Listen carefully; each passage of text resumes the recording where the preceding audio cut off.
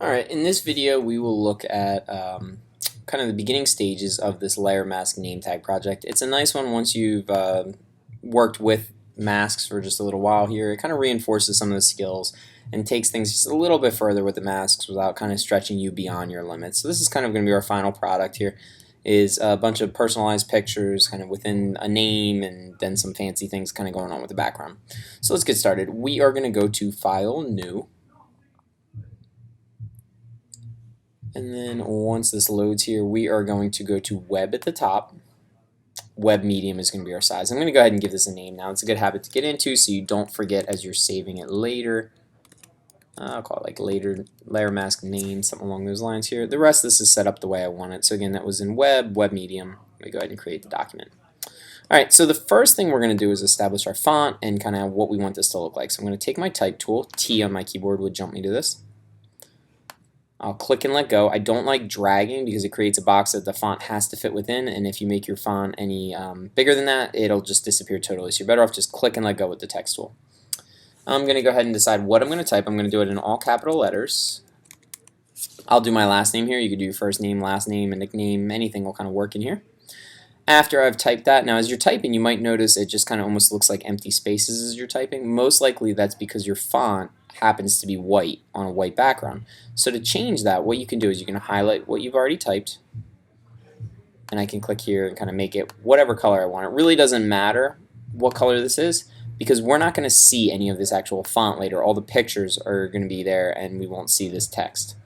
So next step is to pick a font that you like for this. I'd recommend highlighting the text like that, going to the top here where you pick the font, and I just click one time. It'll highlight the word. Now I can just use my up and down arrows and kind of find like a nice wide font. Now it's important that you find a really fat, wide, thick font because that's going to be where our pictures show up. So if I pick something that is very skinny, I won't see the picture except for in that little skinny area, so it'll be hard to tell what's in there. So a font like this would be no good. So I'm going to go through here. I know I have some that I liked from before. I'm going to go ahead and use, for the sake of this example, I don't know. I'll go with this one. And I'm going to retype this here. For some reason it doesn't like that in capital letters, so I'm going to do it again. There we go. So all capitalized. It's there. Again, color doesn't matter. If this was so small that I couldn't see it as I was messing with the font, right here is where you change the size of the font, and I can just kind of type a number in or whatever I need to. So I could highlight this, and I could type any number I want. So if I wanted that to be 300, there we go, 300 size font now. Now, next thing we're going to do is go ahead and change the size of this even some more. So I'm going to switch over to my Move tool. I'm going to hit Command T for transform. And now I'm going to go ahead and change the size of this. What we're looking for is you want it to go pretty much from side to side. Leave a little space on each side so it doesn't feel crowded in there. So something like that I think is nice. Now as far as height of it though, this is almost a little too tall for me. I need some room down the bottom for the reflection, so I would say you want it to fill about a third of your screen vertically. As I'm transforming this, if I hold shift, it'll allow me to kind of drag it out of proportion, which is okay for text. There is no correct proportion for text. If you notice this doesn't start to look weird as I change this, it's fine. Alright, so that's pretty good. I'm going to go ahead and press enter to finish my transformation. The next thing I need to do is figure out what I want in here as far as pictures. Now, the nice thing is our document is about 1500 pixels wide, 900 pixels tall, so you can guess the height of this, since the whole thing is 900, this is maybe about 400 pixels if I had to guess tall, and 1500 going across, I'm going to guess maybe like 200 pixels wide. The reason that matters, basically I can find a smaller picture and put it in here and it's not going to look blurry, because this thing is probably only about 400 pixels by maybe 250 wide.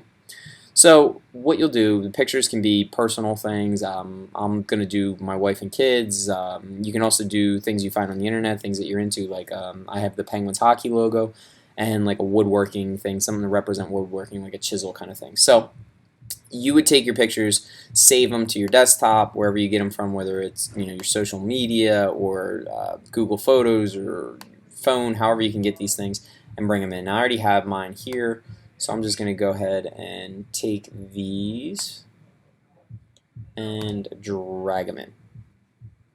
I'm going to hit enter as I bring these in, and then I'll get rid of that X over top of them. Now, one of the first things that I want to do is I would like to, and I'm actually going to go ahead now and steal, I have one other picture that I want.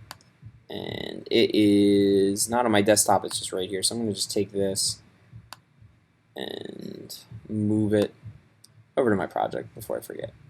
Alright, so I have all my pictures on here. You can take your time doing that. I want to rasterize these as they come in. If you see this symbol here next to the icon for the logo, that tells you that this thing needs rasterized. Basically what that means is that picture only lives on my desktop. If I delete it from there, it won't show up in my project. If I open this file up on somebody else's computer, for example, like when you turn it in, it won't show up.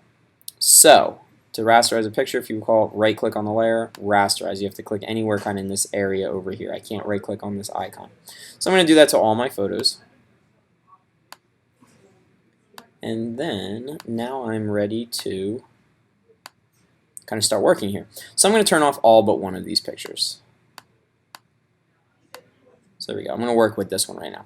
So I'm going to select that layer. I'm going to hit Command T and just kind of start moving with my move tool here and kind of scale this thing, kind of figure out like where I think I want this one to live. Now I'm looking at the shape of the picture and I'm thinking that like this might fit nicely in like the R based on the way that she's standing and kind of the shape of this R. So you kind of want to give that some thought as you're picking these things, and I'm just going to kind of cover up the R with that picture.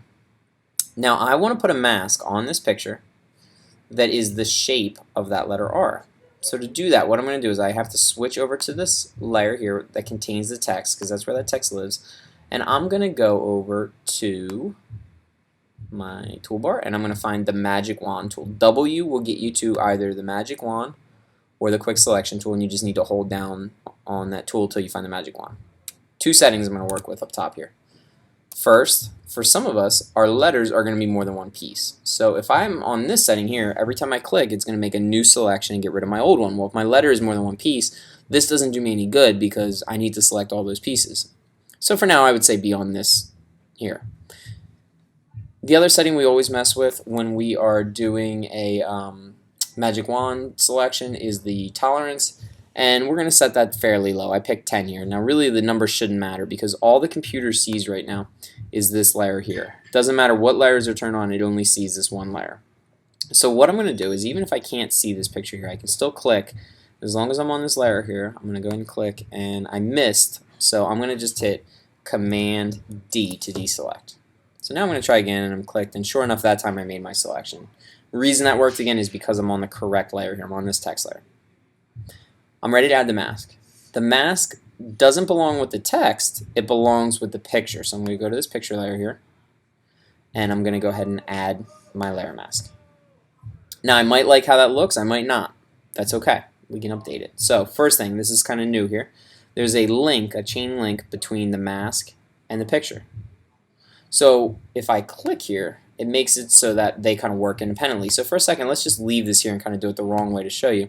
We kind of know if I move this now, it moves the mask and the picture together. If you notice, they both move. So if I undo here, look at their location now, and then when I undo, see how they both move back. So if I unlink those, now I can move these parts separately. If I just move the mask, the picture stays where it's at, and now I can do it the opposite way too. So this is actually the part I want to move, is the image itself. I want to leave that mask where it's at, and I can move this. Now if I need to change the size of this for whatever reason, Command T, and I can change this to any size I like. So what you want to do is you want to go through with all your pictures and kind of establish what you want each letter to look like. Now the picture needs to completely fill the letter. If I decide I don't like what this one looks like here, I can just right click on this mask and delete it. And now I can move that to a different one. I can use a different picture in this spot. That is kind of totally up to me. So I'm going to go ahead and do that now for the rest of my pictures. If you are good here, you can kind of stop the video at this point. If you need to see it again and you don't want to replay that small section, you can kind of keep working where you're at here. So I'm going to do the woodworking one now. I'm going to just select that layer. Again, I have auto select turned off.